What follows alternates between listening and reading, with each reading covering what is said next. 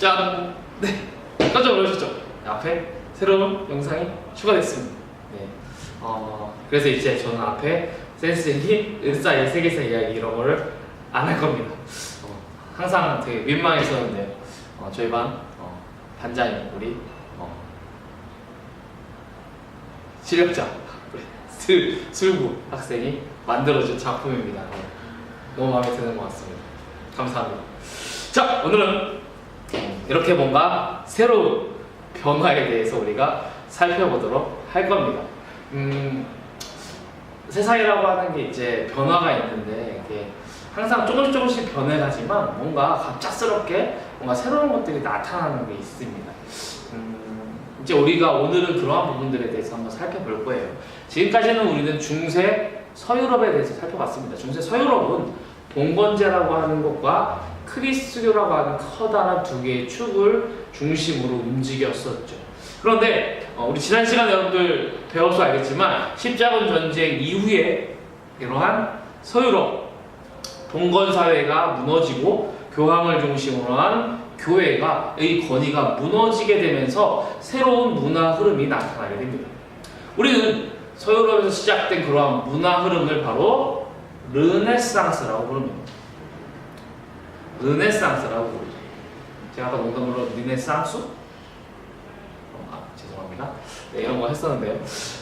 르네상스라고 하는 새로운 움직임이 나타나게 됩니다. 이 르네상스는 약간 15세기 정도부터 이제 나타나게 되는데요. 이 뜻은 부활, 재생이라고 하는 뜻을 가지고 있습니다.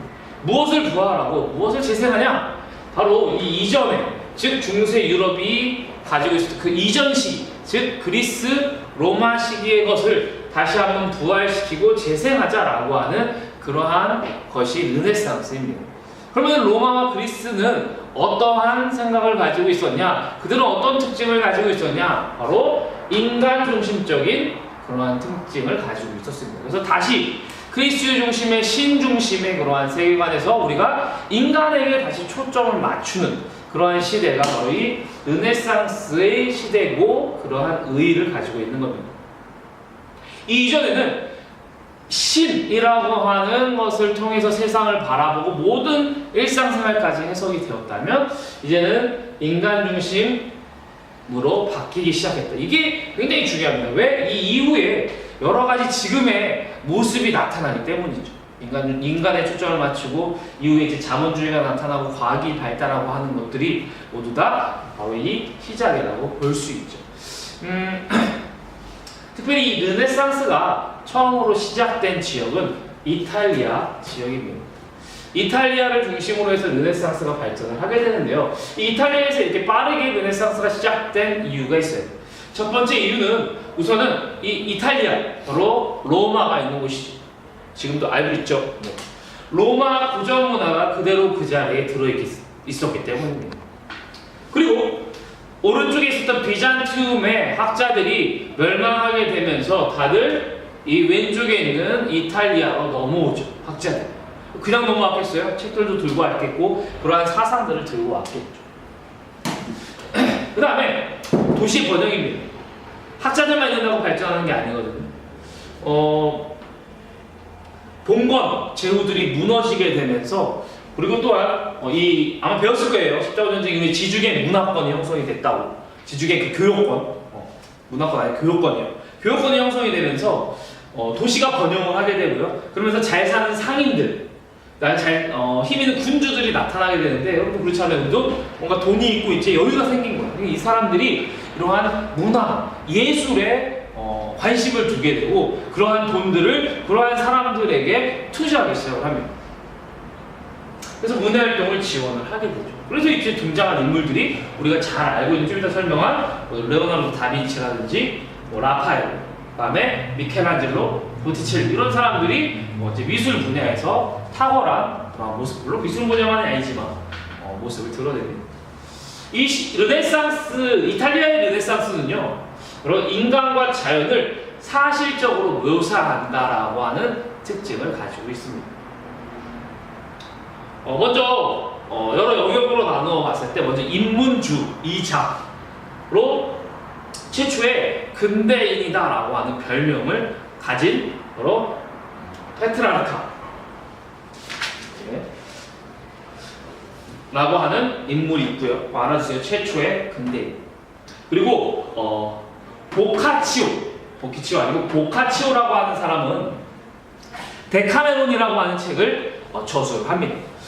그래서 교과서 표현으로는 사회의 타락상, 사회의 이제 어지러움과 그러한 인간의 위선들을 재치 있게 풍자한 내용이다라고 우리가 알 수 있죠. 그러니까 신의 이야기가 아니라 인간에게 초점을 맞췄다고, 인간 사회에 대한 이야기들을 이 데카메론에서 보카치오가 하게 되죠. 더 인간중심적인 게 있는데요. 바로 이 마키아벨리의 군주론이라고 하는 겁니다. 지금도 고전으로 굉장히 많이 읽히죠. 이탈리아라고 하는 이 나라가 계속적으로 이제 분열의 시기를 맞거든요. 뭔가 하나의 권력이 없단 말이에요. 그래서 우리 이탈리아도 강해지기 위해서는 강력한 그러한 군주가 필요하다라고 주장을 합니다. 그래서 이 군주라고 하는 존재는 목적을 달성하기 위해서는 수단과 방법을 가리지 않는 그러한 사람이 필요하다라고 해서 지금까지 종교에서 강조했던 이러한 도덕성, 이러한 것들을 걷어내고 오로지 이러한 현실 정치만을 강조했다라고 하는 평가를 받았죠. 이게 바로 마키아벨리의 군주론입니다. 미술 분야에서도 유명한 사람이 지금도 많은 사람들이 알고 있죠. 바로 레오나르도 다빈치, 라파엘, 미켈란젤로, 보티첼리 이러한 사람들의 작품이 있습니다. 여러분들 그림 꼭 확인을 해주세요. 그래서 교과서에 짚어줄 그림들 확인해 주시고요. 그 다음에 건축으로는 성 베드로 성당이라고 하는 르네상스 양식이 이제 발전을 하게 됩니다. 이게 르네상스의 이탈리아의 르네상스입니다. 자, 아셔야 돼요. 르네상스가 무엇인지, 그리고 이 르네상스가 이탈리아에서 왜 먼저 시작이 됐는지, 이탈리아 르네상스의 특징과 대표 인물은 누구인지 여러분들 공부해 주셔야 되고요. 또 하나 아셔야 될 거, 이 이탈리아 르네상스가 알프스 산맥을 넘어서 유럽으로 전파됩니다. 위쪽 유럽으로 전파되죠. 우리는 그것을 이렇게 이야기하죠. 바로 북유럽의 르네상스라고 하는 겁니다. 두 개가 이 이탈리아와 북유럽의 르네상스가 차이점이 있어요. 둘 다 인간 중심적이죠. 그리고 변화를 추구합니다. 그런데 물론 이제 시기도 다르죠. 이게 좀 더 빨랐죠. 그다음에 이게 전파가 됐는데요. 보시면 16세기 이탈리아의 르네상스가 북유럽에 전파되기 시작하면서 이제 시작이 되는데요. 이들은 이탈리아의 르네상스와 마찬가지로 고전, 즉 그 그리스와 로마의 이런 고전들을 연구합니다. 그런데 얘들은 이탈리아와는 좀 다르게 보세요. 현실 사회와 특별히 교회를 비판하는 모습이 나타나요. 여기는 여전히 아직 크리스트적 요소가 있었다라고 하는 것이 느껴지죠. 인간의 초점을 맞췄지만 그리스도교까지 비판하는 모습이 안 나타났다면 이제는 그동안의 이 교회의 여러 가지 세속적인 것들을 까놓고 비판합니다. 그리고 성서라고 하는 것에 집중을 하는 모습이 나타나죠. 기존의 위클리프와 후스가 조금 굉장히 유사하죠. 거기에 영향을 많이 받았으니까요. 그래서 이러한 특징을 가지고 있고요. 대표작으로 보시면 에라스무스라고 선생님 때는 배웠었는데요. 교과서에는 에라스위스라고 적혀있네요. 이 사람은 우신예찬이라고 하는 책을 저술합니다.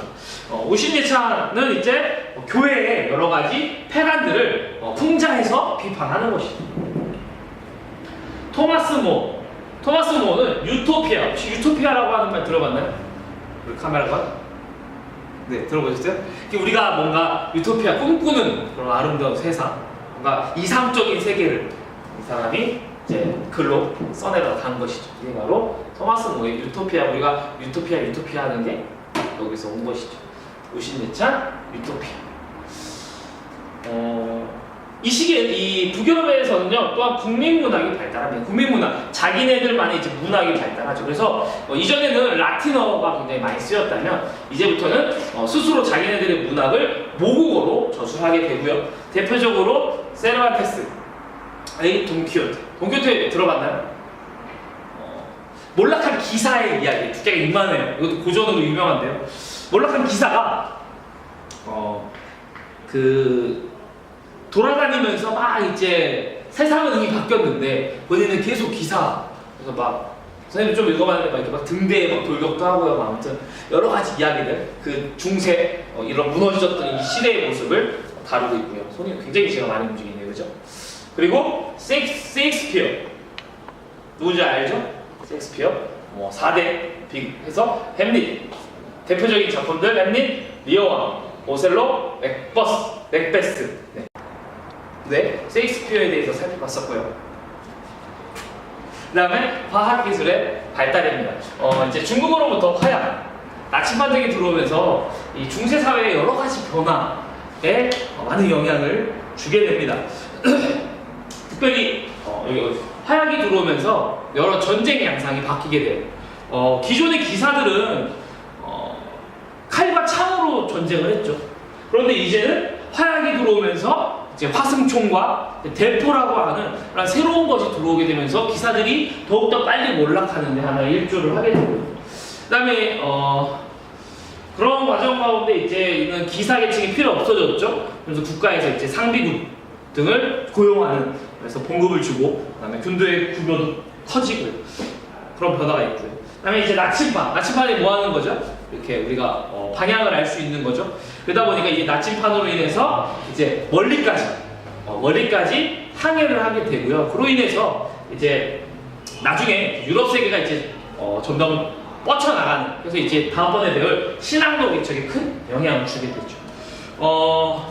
그리고 구텐베르크라고 하는 사람이 활판 인쇄술, 이제 유럽에서는 이게 최초로 만들어졌다라고 이야기를 하는데요. 이 구텐베르크라고 하는 사람이 활판 인쇄술을 고안을 하게 됩니다. 그러면서 이제 즉 종이 만드는 기술이 늘어난 거죠. 그러면서 이제 책들이 이제 보급이 되기 이제 편하게 되죠. 대표적으로 보급되었던 게 이제 성서를 많이 보급했던 것이죠.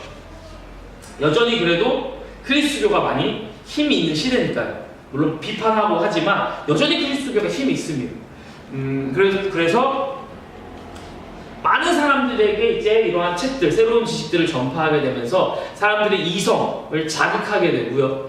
그리고 성서에 대해서 이제 직접 연구할 수 있게 되고요. 그러면서 이제 종교 개혁이라고 하는 그런 새로운 모습들, 추후에는 일반 시민들이 성장해서 이제는 또 과학기술이 발달하고 과학혁명이라고까지 부를 그러한 모습들이 나타나는데, 그러한 것에 영향을 바로 구텐베르크의 활판 인쇄술이 준다라고 여러분들 기억하시면 되겠습니다.